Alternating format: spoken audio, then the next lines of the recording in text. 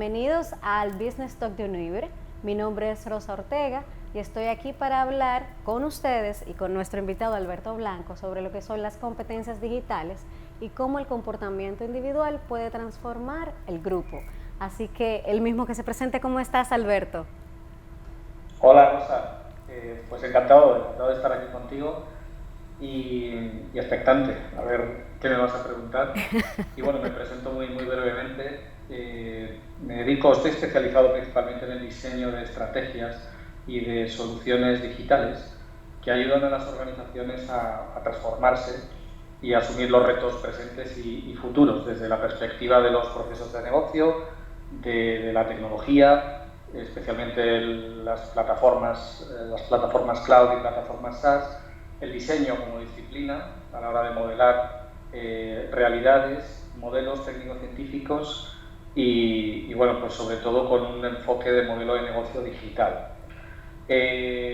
Actualmente lidero la línea de negocio de People, Culture and Digital Workplace en UST, una compañía multinacional estadounidense presente en todo el mundo, líder en transformación digital de negocios y de personas, con una línea de negocio que se acaba de lanzar y que es nueva dentro de la compañía a nivel mundial. España es el primer país donde se está lanzando y ahora estoy precisamente en el diseño de la propuesta de valor de esa misma línea de negocio.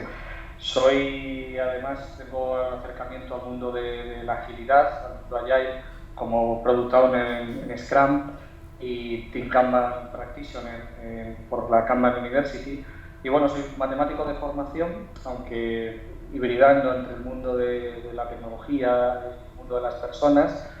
Y bueno, pues el dinero que gano con mi trabajo pues me lo gasto principalmente en hacer teatro, que es una de mis pasiones y que también me ayuda mucho a retroalimentar toda la parte que deshumaniza a veces la digitalización. Así es, así es. Entonces sí, te voy a hacer muchas preguntas porque esto de las competencias digitales está causando mucho revuelo y más con todo lo que hemos vivido en este año, casi 2 años del proceso de pandemia, ¿no? Vamos a empezar con una pregunta simple de Universidad 001. ¿Qué son las competencias?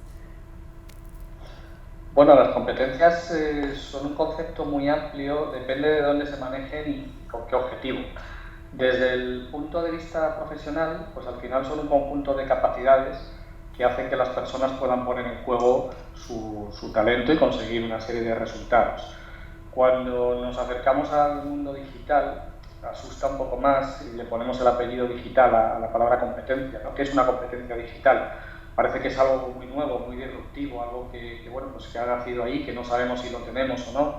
Y realmente no es así. Realmente las competencias son un conjunto de conocimientos, un conjunto de habilidades, de skills y un conjunto de comportamientos que se ponen en juego. Cuando hablamos en contexto digital, pues hay que llevarlo a ese contexto. Es decir, son conocimientos en un entorno tecnológico y de modelo de negocio distinto, pero al final son conocimientos.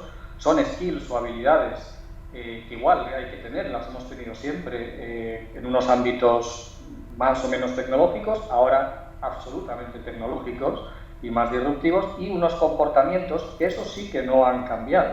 Es decir, la transformación digital no ha descubierto un solo comportamiento nuevo en las personas. Siguen siendo los mismos, pero puestos en un contexto más o menos diferente de la realidad que vivíamos. Entonces, lo primero es desmitificar que las competencias digitales son algo muy abstracto, muy complejo. Es algo muy cercano a lo que todos en nuestro ámbito profesional hemos hecho, que es poner lo que sabemos hacer, qué habilidades, qué skills son las que necesitamos para interactuar con herramientas o tecnologías y cómo nos comportamos para conseguir esos resultados. Tal cual en el mundo que había antes, tal cual es en el mundo digital. Y entonces, ¿por qué es tan complejo el tema de la transformación digital en todos los sectores que estamos viviendo ahora mismo? ¿Por qué nos da tanto miedo? Bueno, porque lo primero es desconocido, el final del camino, y lo desconocido nos da miedo, sobre todo cuando hay una responsabilidad muy grande en la transformación de un negocio o en la transformación de uno mismo como profesional.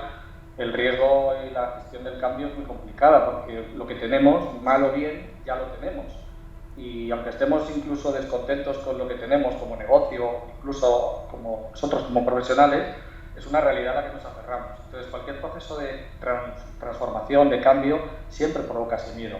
¿Qué es lo que ocurre además? Que en el ámbito ya digital, lo que estamos viendo es que hay una disrupción muy grande de negocios, es decir, negocios que antes eran viables y en un contexto digital ya son dudosamente viables, con modelos de negocio nuevos que no existían y que no teníamos ni la necesidad de que existiesen, resulta que ahora se convierten en esenciales. Y todo esto en un periodo de tiempo tan corto que el cerebro humano se adapta, pero no termina de interiorizarlo. Pues eso, si además, no solo como consumidores, que al final nos resulta más fácil, es decir, entendamos o no cómo funciona Amazon, nos gusta Amazon. Entendamos o no cómo funciona Airbnb o Uber, nos gusta la experiencia que vivimos ahí.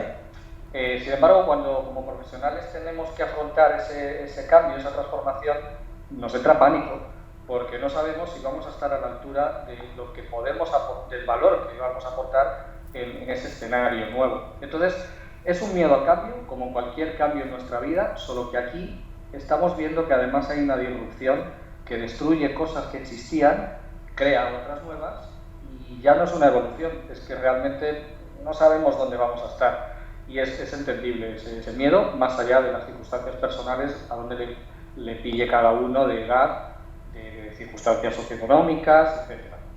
Son muchas las competencias que hay desde la era industrial y ahora con esta era digital. ¿Cuáles son esos comportamientos puntuales que sí son clave en este entorno digital?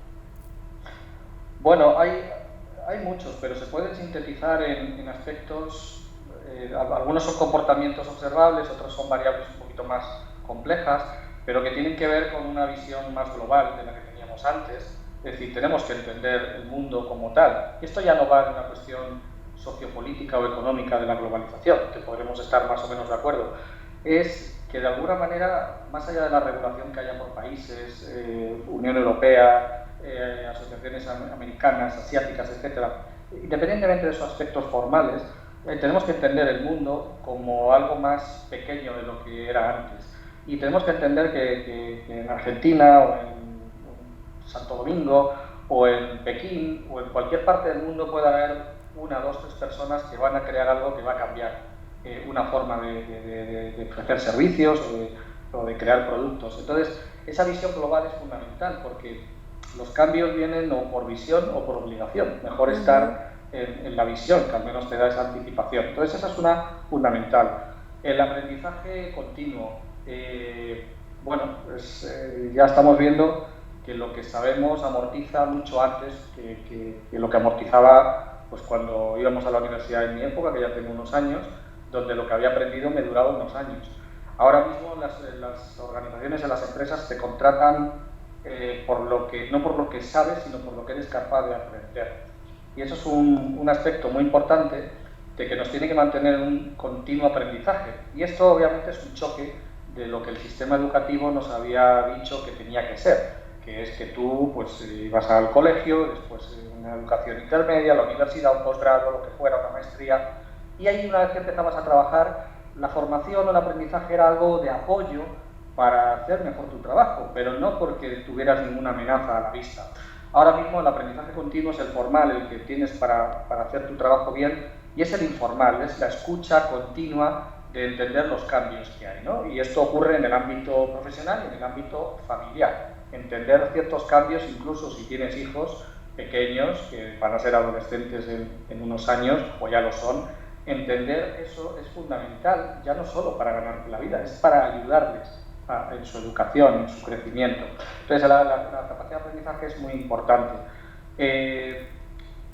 Por supuesto, hay aspectos más conceptuales, el pensamiento conceptual y analítico es muy importante también, porque de alguna manera no podemos entender ese todo que nos viene encima y que nos aplasta. Pero sí que podemos descomponer los problemas en problemas más pequeños y vemos que al final es todo más comprensible de lo que parece, ¿no? Incluso aspectos como más oscuros, puede ser el blockchain o los NFTs, que van relacionados con blockchain y con las criptomonedas, que aparentemente son como una caja negra. Cuando empiezas a descomponerlo en problemas, resulta que es bastante más entendible lo que está pasando alrededor de las criptos y de los NFTs, por ejemplo, ¿no? Entonces, ese es otro aspecto. El empuje y la motivación. Aquí, es decir, como en cualquier proceso de cambio, el empuje y la motivación no es digital, es interna. Es lo que nosotros tenemos que hacer para afrontar ese cambio permanente. Y ahí es muy importante que descontextualicemos el empuje y la motivación de un ámbito exclusivamente profesional, porque eso juega en nuestra contra. Es decir, hay que pensar como personas que somos, como niños que fuimos, como adolescentes, como jóvenes, como adultos, que todos hemos vivido situaciones de cambio continuamente, desde que en un verano pues, nos dejó nuestra novia o nuestro novio, y eso fue un cambio, con 16 años, y ahora lo vemos como una niñería, y en aquel momento pues, se nos acababa la vida, hasta cambios profesionales. Bueno, pues ahí ese empuje y motivación nos lleva hay una teoría, que es la teoría de indagación apreciativa, que nos ayuda a enfocarnos en esos cambios que nos han pasado en nuestra vida, en cualquier ámbito personal y profesional, y traccionar para enfrentarnos a un proceso de transformación digital que nuestros conocimientos y nuestra experiencia aparentemente no nos ayudan. Pensamos que lo que sabemos hacer ya no sirve, que todos los años de experiencia han sido malgastados porque no estudié lo que había que estudiar, la titulación que tenía futuro, o porque el trabajo que hago pues es que no está preparado para el futuro. No, no es verdad. Lo que pasa es que lo que no encontramos son las palancas de ese empuje, de esa motivación. Entonces, esa teoría de la indagación apreciativa dice, vamos a fijarnos y bucear en aquello que nos hizo salir airosos de situaciones que no tenían nada que ver con la digitalización. Con 14 años o 16 que te deje tu novia, poco tiene que ver con la digitalización, pero en aquel momento, ¿cómo afrontamos ese cambio? Bueno, pues esa motivación por la que salimos adelante es la misma que hay que poner ahora. Y en ese momento descubrimos que gracias a ese empuje y esa motivación nuestros conocimientos sirven, que hay que reciclar o adaptar, pues para eso está el reskilling y upskilling, que nuestra experiencia sirve, porque hemos vivido situaciones de crisis, situaciones de éxito, tenemos un contexto conocido y eso empieza a sumar y a jugar a favor, pero tenemos que verlo antes desde un contexto fuera del ámbito profesional, desde un contexto vital. Y hay muchos más, pero yo principalmente me lo llevo a estos tres, como palancas para encontrar otros que sí que tienen que ver con aspectos más técnicos de la omnicanalidad, de por supuesto, entender aspectos ya de competencias, de comportamientos más técnicos de cuanto a la privacidad, en cuanto a las necesidades que tiene la persona en un e-commerce, por ejemplo, pero digamos que esos suelen venir cuando uno entiende los fundamentales. O sea que nos quedamos con tres claves, que son aprendizaje continuo, pensamiento conceptual y analítico, y lo que es la motivación basada en experiencias pasadas. Eso serían como... Y la visión global. Y la visión global, perfecto. Y una pregunta que me encanta hacértela y me encanta cómo respondes cada vez que te la hago. La edad. ¿Cómo las personas, hay un mito, ¿no? Que las personas de mayor edad pues tienen mayor dificultad para entrar en este mundo digital. ¿Cómo lo ves tú esa parte? Bueno, yo creo que la edad no es la variable clave, son los motivos que tiene cada uno. Correcto. Tengas 60 años o tengas 25. Cuando Skype, hoy estamos hablando por Skype, cuando Skype salió al mercado, pues era una cosa maravillosa y se supone que era para gente más joven, gente profesional que lo iba a utilizar o gente joven que quería conectar con otras personas virtualmente. Y muchas personas mayores adoptaron Skype inmediatamente porque tenían una necesidad, un motivo, que a lo mejor su hijo o su hija estaba trabajando en otro país y era la única manera que tenía de hablar con él, de verle o de ver a sus nietos, ¿no? Entonces, personas con 60, 70 años eran capaces de manejar Skype sin ningún problema. Otro ejemplo puede ser Uber, por ejemplo en España y en Europa existe Cabify, es una plataforma como Uber, creo que allí en Dominicana no está, pero aquí en España tienen mayor reputación incluso que Uber y por ejemplo, buena parte de los usuarios son personas muy mayores que les da seguridad saber cuál es el trayecto, saber lo que les va a costar, saber quién es el conductor que les lleva. Entonces ellos se bajan la aplicación y rápidamente hacen lo que tienen que hacer. ¿Por qué? Porque tienen un motivo, les da más fiabilidad que un taxi que paran en la calle. Entonces yo creo que la edad, en la mayoría de los casos no es un impedimento. En algunos casos puede serlo, pero son los motivos. ¿Qué motivos tengo yo para subirme a este cargo? Y ahí, profesionalmente, si uno ya está cerca de la jubilación, del retiro, pues a lo mejor dice, pues he vivido tantas batallas que esta ya me da igual, yo lo que quiero es llegar a la orilla y no me quiero complicar la vida, ¿no? Pero no es un tema de edad, es un tema que no tienes ya ningún motivo. Y también ocurre en la gente más joven que sin tener motivos son analfabetos digitales, que sí saben manejar el Facebook y saben manejar las cosas, pero no entienden nada de lo que está pasando. Y eso es un peligro, porque eso en el otro lado de la pirámide poblacional lo que hace es que te vas a convertir en un borreguete que vas a seguir lo que los fabricantes, lo que las industrias marquen. Entonces yo con la edad no lo veo. Lo que pasa que es verdad que las organizaciones, el edadismo es un problema más allá de la digitalización, el desprecio a los seniors, también el autodesprecio de muchos seniors de no querer adaptarse, no querer aprender. O sea, hay un ecosistema que se retroalimenta, pero es verdad que el mercado laboral margina de manera casi automática a personas a partir de una cierta edad y no entiende que puedan aportar. Y no es verdad, no es cierto. Yo creo que la edad es un elemento, es un recurso que tenemos en la vida que puede jugar a favor o en nuestra contra en función de lo que queramos hacer. Perfecto, estoy totalmente de acuerdo con esa visión. Y ya para ir cerrando, porque entiendo que vamos en tiempo, ¿cómo ves tú toda esta pandemia? ¿Cómo ha acelerado o desacelerado este cambio de comportamiento? Más que obviamente el entorno digital ha cambiado. ¿Qué tan rápido ves tú que la gente se ha adaptado a esto de la transformación digital? Bueno, pues no sé, la verdad es que como lo hemos visto en el día a día, a pesar de que ha sido rápido, no somos conscientes todavía. Esto sería bueno preguntarle a una persona que entró en coma en marzo de 2020 y que sale del coma a día de hoy. Y le dan el alta en el hospital, sale a la calle y empieza a ver el mundo con sus ojos.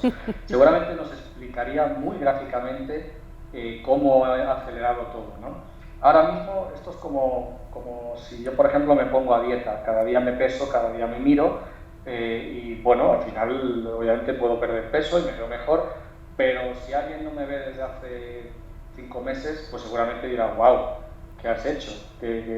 ¿Cómo has adelgazado? Pues esto no somos conscientes, pero la realidad es que los datos están aquí. Ha acelerado como jamás hubiéramos imaginado, por la fuerza, de una manera no deseada, muy desgraciada desde el punto de vista humano, obviamente, social, económico, pero ha acelerado los negocios sin pedagogía, simplemente por fuerza bruta y por obligación. Y eso, que es algo que nadie desea que pase, ha pasado y hay que sacar partido. Entonces, bueno, pues vemos ahora ya no solo grandes organizaciones que ya estaban en una transformación digital, en una conversación de supervivencia en cuanto a su negocio a través de un mundo digital. Es que pequeñas empresas ahora, que antes esto lo veían como algo snob, como algo que era para otros, como algo que su valor estaba basado en otro tipo de palancas, más relacionales, o más la historia, o más que en su contexto más pequeño no había peligro. Ahora esas pequeñas empresas, esos pequeños empresarios, hablo desde microempresarios que tienen 3 trabajadores a los que puedan tener 100, 500, que se puedan considerar todavía pequeñas empresas, ya han visto que es una cuestión de supervivencia, que ya no es cuestión de tener las cosas en la nube, por si tienes que cerrar tu negocio y no puedes ir a la oficina a trabajar o a tu tienda. No, eso es una parte casi higiénica. Es una cuestión de entender cómo ahora a través de una plataforma vas a dar servicio a tus clientes. Y eso cambia la mentalidad de tus trabajadores. Cómo los trabajadores tienen que ser capaces de diseñar experiencias, o al menos entenderlas para acompañar al cliente. Todo eso es una transformación pues, tecnológica, de modelo y de personas y de cultura.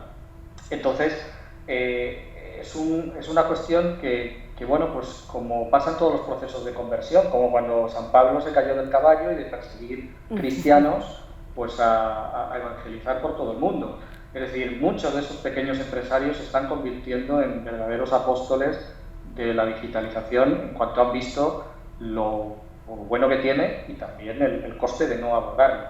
No todo es bonito, no todo es maravilloso, la digitalización trae cosas muy negativas a nivel económico, social, de desigualdades, de destrucción de empleo. Esto no nos vamos a engañar, ni hay que decirle a la gente que todo va a ser como era en el sentido de la seguridad. Es decir, la digitalización desintermedia, y cuando se desintermedia algo, se está destruyendo algo. Es verdad que se genera en otro ámbito, pero muchas de las personas que pierden su trabajo por la digitalización son personas que tienen dificultades para reciclarse a otras actividades. Entonces no es una cuestión estadística, es una cuestión de persona que pierde su puesto de trabajo y que tiene una familia. Entonces, bueno, pues en ese sentido hay que entenderlo, y los empresarios pequeños, los grandes ya lo sabían, y de hecho pues parte de sus planes iban en este sentido, pero los pequeños que lo van descubriendo, creo que lo que están viendo es que no sé si van a ganar más o no, es que no tienen alternativa, que lo hacen o están fuera de juego. Y eso es un poco la visión que tengo de cómo se ha acelerado esto. Genial. Al final, para cerrar, ¿cuál sería yo como individuo en este entorno? ¿Qué cosas debo tomar en cuenta para seguir reciclándome, para continuar en este mundo? Pues mira, lo único que yo veo y me aplico como receta es que no puedo asumir rentabilidades pasadas como activos para el futuro. No es que te tenga que entrar una psicosis de que el aprendizaje continuo tiene que ser una formación continua formal. No, es desarrollar la habilidad de la escucha de lo que está pasando. Y de los 100.000 temas que pasan a tu alrededor, a lo mejor solo hay que tirar de 2 o 3 hilos que a ti te interesan como persona, como profesional, y esos te irán llevando a otros. No hay que empacharse, no hay que agobiarse por toda la sobreinformación que hay alrededor de esta transformación. Pero sí que hay que tener la escucha para filtrar y decir, pues esto no me meto ahora, pero mira, esto creo que además va con mi forma de entender el trabajo, con lo que mejor sé hacer, con mis fortalezas. Pues voy a profundizar como esto. Yo lo hago, es decir, cuando yo me metí en metodologías ágiles, no era solo porque fuera una necesidad del mercado y había que saberlo, es porque había algo ahí que correlacionaba muy bien con mi forma de entender el servicio a los demás o crear producto, crear valor. Bueno, pues en eso aprovecho y me formo. En otras miles de cosas las leo en un periódico y las dejo ahí. Entonces, el tener escucha para descubrir aquello que uno le gusta hacer y que puede hacer, y llevarlo a pilotarlo en su trabajo en pequeñas dosis. No es que mañana vayas a hacer las cosas de manera radicalmente diferente, pero es llevar una iniciativa a tu empresa, de las que una idea, de las que muchas no saldrán, muchas te llamarán loco o te ignorarán. No importa, si puedes cambiar tu entorno, aunque sea el tuyo personal, de cómo abordas la relación con el cliente, con tus compañeros, con tu equipo, ya estás haciendo mucho, porque tu ejemplo vende mucho más que tus palabras. Entonces, ese aprendizaje continuo es la mejor receta, por lo menos en cuanto a la escucha.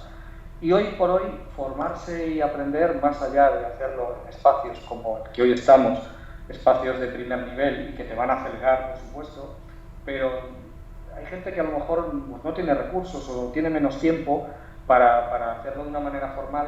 Hay muchas herramientas gratuitas y de fácil acceso y que son los que te hacen tirar de esos hilos para ir después a un IBE o al espacio que tú quieras a profundizar y a de verdad tener un conocimiento y un dominio para aplicarlo en tu negocio, en tu trabajo. Muchísimas gracias, Alberto.